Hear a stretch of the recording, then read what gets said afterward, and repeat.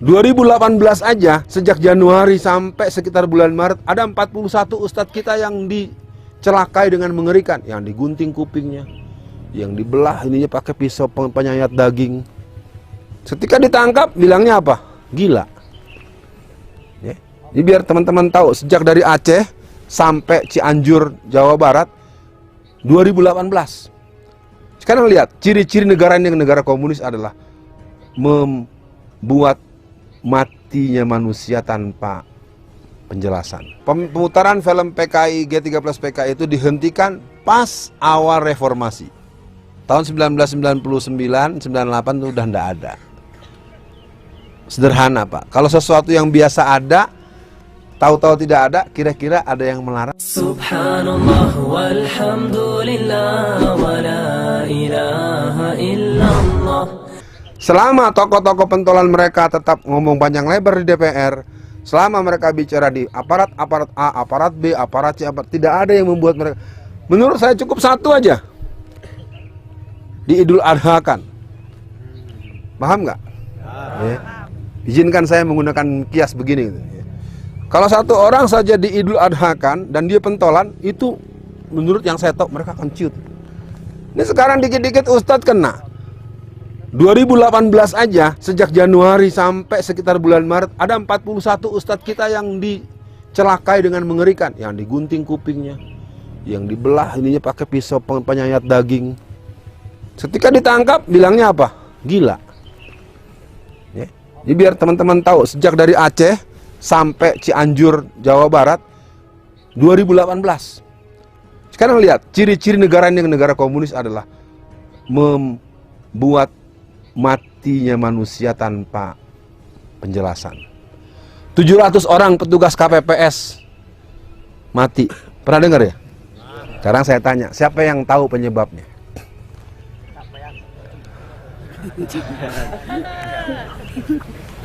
Udah ya? Udah? Ya. Siapa lagi? Ini kesempatan kalau nanya kan, nih ya, silakan.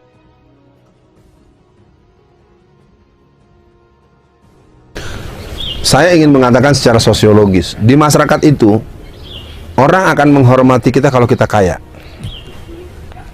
Anda mau bantah kayak apa? Saya boleh cerita sedikit walaupun anak-anak saya sering tegur, jangan bikin cerita.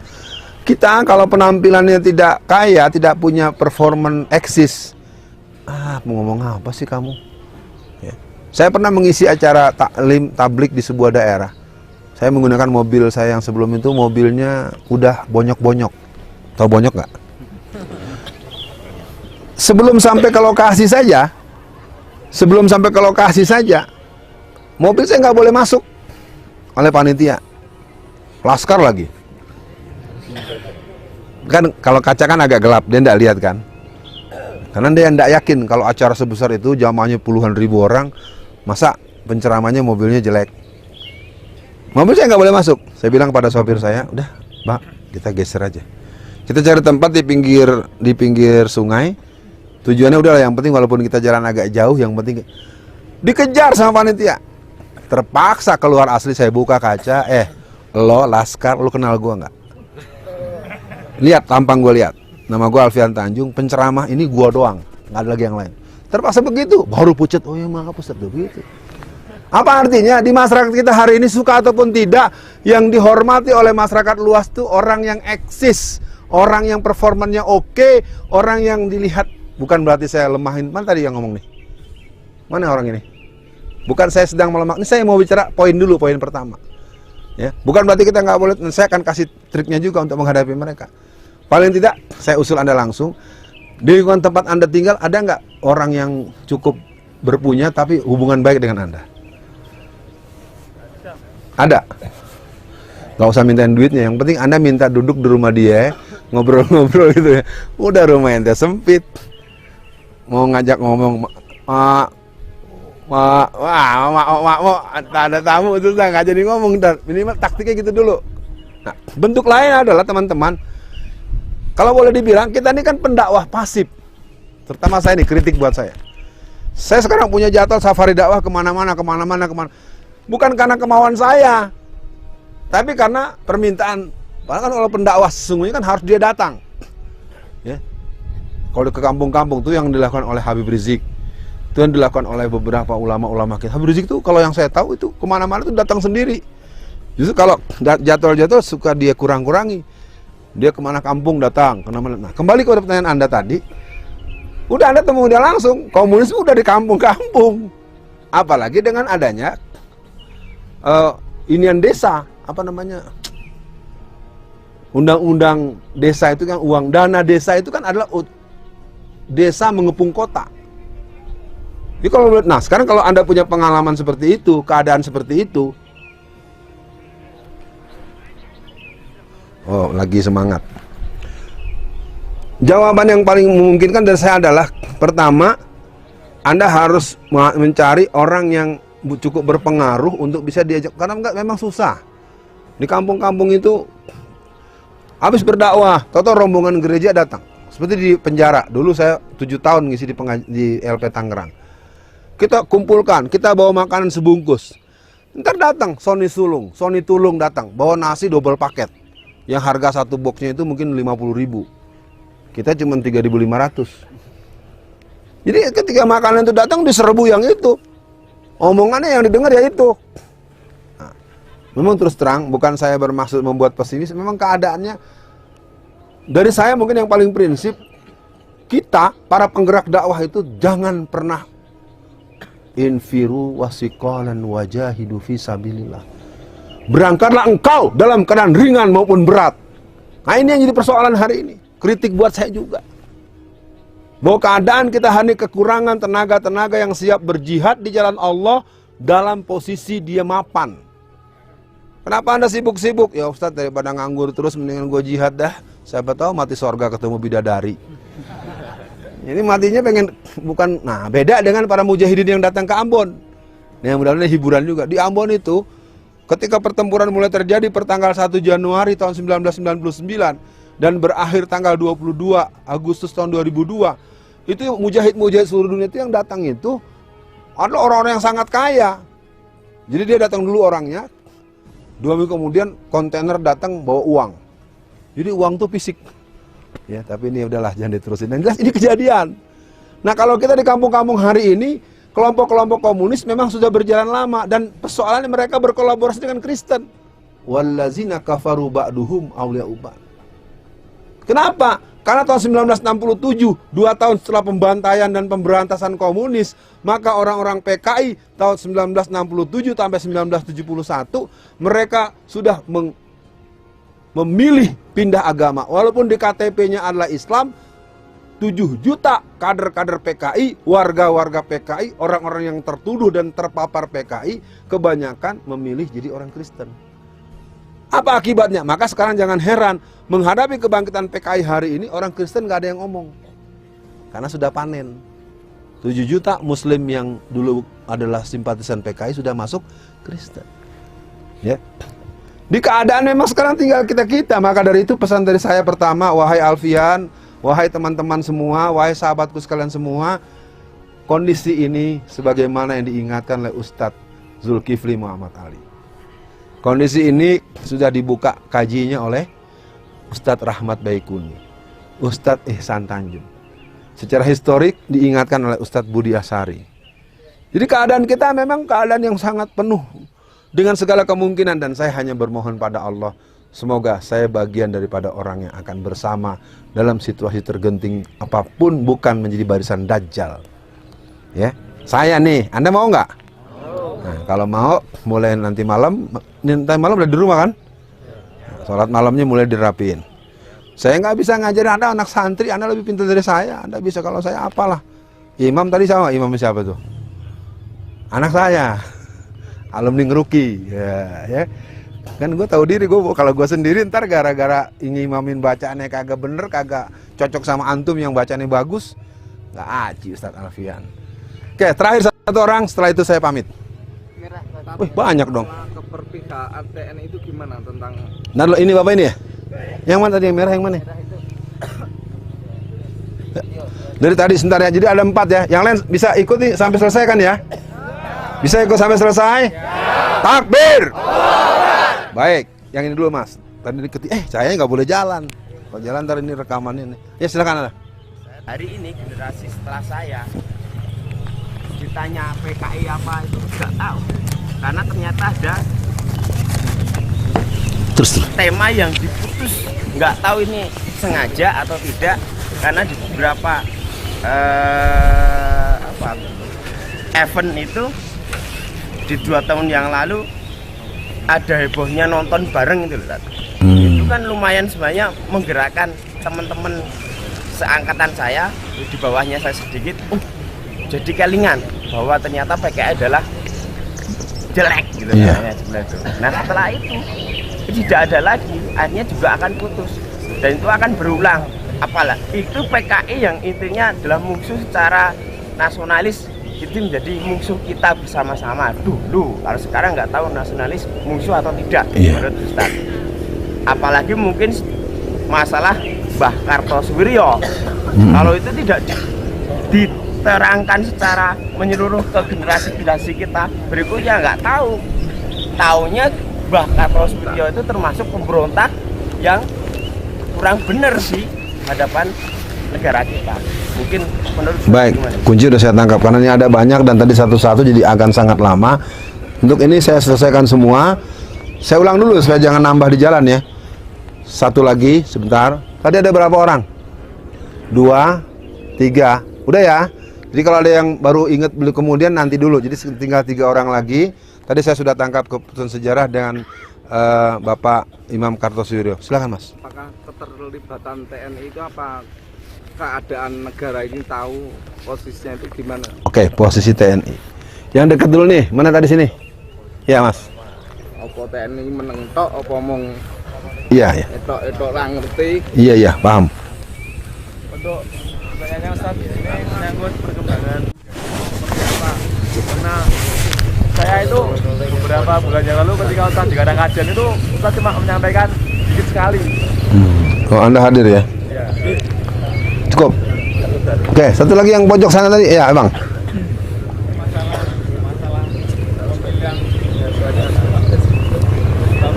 itu kan pengalaman kemarin kebanyakan dari kita sendiri orang-orang muslim itu masih banyak yang mendukung apa pemimpin yang menjurus ke wakil gitu loh. Maka itu kan dari kita sendiri sudah ada yang dilaporkan, terus jauh orang itu yang kelihatannya ya rajin sholat, tapi kan yang masih banyak yang itu akan gimana? Baik. Soal keterputusan sejarah Kartosuwiryo, TNI, acara Masjid Syuhada yang di Jogja, yang barusan tadi tentang pemilihannya. Sebelum saya teruskan, sebelum saya jawab, siap menyimak sampai selesai? Takbir! Yang pertama, pemutaran film PKI G13 PKI itu dihentikan pas awal reformasi. Tahun 1999, 98 itu udah ndak ada. Sederhana Pak. Kalau sesuatu yang biasa ada, tahu-tahu tidak ada, kira-kira ada yang melarang ndak? Nah, udah itu catatan poin dulu pertama. Pemutaran film yang 2 tahun lalu itu karena masih ada Pak Gatot Nurmantio. Setelah itu tidak. Terakhir tahun kemarin, September kemarin diputar di salah satu stasiun TV. Tetapi gambar Palu Aritnya dibuat blur. Lambangnya dibikin enggak jelas kan? Nah, itu harus dipahami dan ini memang udah main sistematik. Tahun 2004 saya mendatangi Menteri Pendidikan Kebudayaan waktu itu Pak Bambang Sudibyo, Profesor Bambang Sudibyo. Karena di buku-buku sejarah anak-anak kita, buku sejarah anak SMP, SMA dan buku-buku sejarah yang terbaru tidak ada lagi G30S PKI, yang ada cuma G30S saja. Jadi anaknya istilahnya the blind of historic, penggelapan sejarah. Ya, nah situ ya, cukup ya. Artinya memang ada dan kita harus, makanya saya harapkan teman-teman kita punya, apakah kita download, apakah kita simpan film yang asli. Karena kalau berharap ada resmi-resmian, ya tunggu Alfian Tanjung jadi wali kota Solo gitu. Jangan diaminin. Saya cuma pengen ngasih tahu seperti yang nanti saya jawab yang terakhir tadi. Kartosuryo adalah seorang pejuang. Dia adalah ketua Masyumi di Jawa Barat pada tahun 1946-47-an. Jadi secara historik tidak ada persoalan dengan yang jadi persoalan kan pemerintah sekarang membuat beliau seperti penjahat. Ya, jadi harus dipahami. Yang kedua, bahwa memang perjalanan beliau sebenarnya bukan konflik perjuangan secara murni, lebih banyak karena konflik pribadi dengan Soekarno. Makanya kalau kita lihat kawan-kawan yang sambungan-sambungan lain juga marah, seperti Daud Bereh. Tengku Daud Bereh itu dibohongi oleh Soekarno, kan matanya kemudian jadi buta kalau nggak salah ditusuk dengan pisau atau ditembak gitu. Karena dia marah, dia apa? Kata Soekarno itu kan bilang pencoretan 7 kata itu sementara. Jadi jamaah biar tahu, pencoretan 7 kata 18 Agustus itu sementara, alasannya biar tenang. Ternyata sudah berjalan berapa bulan, dituntutlah. Baru yang nuntut ditangkap-tangkepin dengan tuduhan subversif. Dulu namanya subversif, ekstrim, sekarang radikal, radikul, segala macam.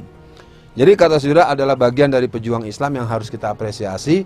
Dan tentu hari ini membahas panjang lebar, waktu kita tidak cukup. Yang jelas kita punya banyak pejuang dan pahlawan. Kita katakan dalam Quran disebutkan, wa kuli malu fasyarallahu amalukum wallahu wa rasulihi wal mu'minin. Kita yang sudah berlalu dan berjalan, kita berdoa semoga beliau-beliau semua menjadi para syuhada dan Allah tempatkan di surganya. TNI udah ndak ada sejak 99. Dipisahkan TNI dengan Polri, membuat Polri jadi raja di raja. Masa kalau tentara dengan tentara kan harusnya adu senjata kayak atau apa nih, Mas? Iya kan? Iya gimana? Sama dengan Menteri Agama yang dulu. Agak mirip tuh dengan si Reinhardt. SCC. Kalau yang nyambung langsung ketawa itu ya. Jadi bukan saya melemahkan, saya 20 tahun sampai sekarang masih sering interaksi dengan TNI. Itu memang dilemahkan. Sampai sekarang tidak ada lagi TNI yang berani. Ada seorang calon kepala Bukit Barisan, calon Panglima Kodam Bukit Barisan. Sewaktu saya mulai diproses dalam proses hukum di pengadilan, dia memberikan pembekalan di Medan. Dia membahas bahaya PKI. Apa kata dia? Saudara-saudara, hari ini sedang sangat perlu kita perhatikan kebangkitan komunis. Ada orang yang sangat menguasai tentang komunisme, malah di penjara. Rupanya di peserta di situ ada orang PDI Perjuangan. Laporlah ke DPP PDI di Jakarta. Itu bapak yang tadinya mau dicalonkan jadi Pangdam, dicoret, nggak jadi. Jadi kalau tentara yang anti komunis akan dihapus. Jadi sekarang tentara yang eksis ya kira-kira tentara merah. Kan jelas kan kalau mau dibahas. Puas atau tidak? Ya nanti ngobrol lagi di luar deh atau WA-an. Acara yang adanya si Budiman sudah dibatalkan. Diganti dengan narasumbernya Teddy Tri Cahyono dan Lantip IT Developer dengan Sekretaris Inovator. Ini saya nyatakan ya karena kita juga sama. Pas dapat kan saya langsung sebar kemana-mana. Teman-teman Jogja, ntar Mas terus kita jalan dulu. Ada teman-teman Jawa, teman-teman Jogja. Budiman Sujatmiko adalah kader PKI yang harus dilihat secara. Tetapi yang berbahaya bukan dia. Yang berbahaya namanya Karmel Budiarjo. Usianya sekarang 98 tahun. Dia punya suami namanya Budiarjo, orang Jawa Tengah. Sekarang tinggal di Prancis. Dia punya murid 2 orang, doktor umurnya 38-40 tahun, suami istri doktor. Dia sedang membangun kekuatan komunis Indonesia. Partai Komunis sendiri sekarang dipimpin oleh yang bernama Wahyu Setiaji dan Teguh Karyadi. Jadi kelompok PKI sekarang ada di lingkaran istana memang. Jadi staf menteri namanya Dita Indahsari. Saya kan kalau Anda yang ingat dulu saya yang sampaikan apa tuh yang tanggal 5 Juni tahun 2016. Ingat nggak yang apa sih nama acaranya tuh yang di Pengkolan tuh 1 hari menjelang Ramadan. Iya kan? Saya terangkan detail ya Mas, itu kan sebenarnya yang saya omong itu semuanya nggak ada yang bisa dibantah. Tapi karena memang sayanya harus ditangkap ya ditangkap. Ringkas, acara tersebut memang berjalan. Budiman Sujatmiko tidak jadi ngisi. Ya, ini sebagai bentuk pentingnya kita punya saling kontak-kontak. Nah, soal pilkada dan segala macam, saya mau bicara apa ya? Masyarakat kita pragmatis. Alah, ngomong melulu. Baca ayat, baca hadis, ora duit teh. Ini capek. Saya waktu tahun 2019, bukan 2004 lah. Saya mencalonkan jadi DPR RI. Itu yang hadir ribuan. Di sini ustadz di kampung-kampung. Ustazah di kampung. Banyak ribuan orang. Saya bilang sama tim saya, coba nih, ustadz jangan dikasih uang. Ustazah jangan dikasih apa-apa. Kontan, selesai tablik akbar saya terangkan peta politik begini bahayanya, begini karena wah semangat. Ketika saya sedang mau pulang siap, diambil sama seorang ustadz. Bapak-bapak, ibu-ibu sadayana, entong contreng alfian, ente ayak cicisna. Gila nggak? Padahal kita ceramah berjam-jam tuh. Artinya, bapak-bapak, ibu-ibu semua, jangan pilih alfian, karena alfian nggak ada duitnya. Jadi penjelasan kita tentang situasi politik yang begitu detail nggak penting. Masyarakat itu nggak penting pengertian. Yang penting mana duitnya. Mana? Ya. Apa rumus dari saya? Masyarakat kita sudah terbiasa membeli penderitaan dengan jangka panjang. Ya kan? Dapat di 200.000, susahnya 5 tahun. Makanya kalau ibu-ibu yang maksa juga, ibu berapa beranjanya sehari? 100.000 cukup start. 100.000 kali 30, 3 juta. 3 juta kali 1 tahun, berapa tuh? 6 juta, 7.200.000. Ya, ya kayak gitu. Jadi kalau mau minta sumbangan dari calon duit, hitung aja gak uang belanja istri Anda berapa sehari? Kali 5 tahun. 5 tahun anggaplah 300 hari, 1.500. Jadi 1.500 dikali 100.000. Nah, berapa tuh? 150 juta. Bilangin kalau saya dikasih 150 juta, saya nggak apa-apa milih Anda. Walaupun itu nggak benar juga, tapi kan nggak mungkin kan orang mau ngasih gitu. Di masyarakat itu ngasih 100.000 aja mau kok. Dan pengalaman saya secara politik, masyarakat kita itu adalah tidak sanggup untuk menolak orang yang telah berbudi baik pada dia. Itu satu. Yang kedua, mereka biasa memilih pemberi terakhir. Jadi walaupun Anda, ingat gak Jakarta dulu kan ada yang bagus tuh calonnya, Pak Adiaksa Daud. Kalau Anda tahu sejarah beliau itu orang yang bagus. Tapi dari awal bensinnya udah bocor. Giliran mau maju betulan udah nggak ada dananya. Saya calon nih, ini kepala desa. Saya sejak kenalan dengan Anda 4 tahun yang lalu, Anda saya kasih 10 juta. Ya kan? Tapi kan 2 tahun kemudian ada lagi yang datang, ngasihnya berapa? 5 juta. Dikit ahli mepet ngasih masih sejuta. Pas hari pencoblosan cuma dikasih 200.000 sama rokok sebungkus. Anda kan pilih yang 100.000 depan mata. Orang lupa kok, di negeri kita tuh orang sering melupakan kebaikan orang kok.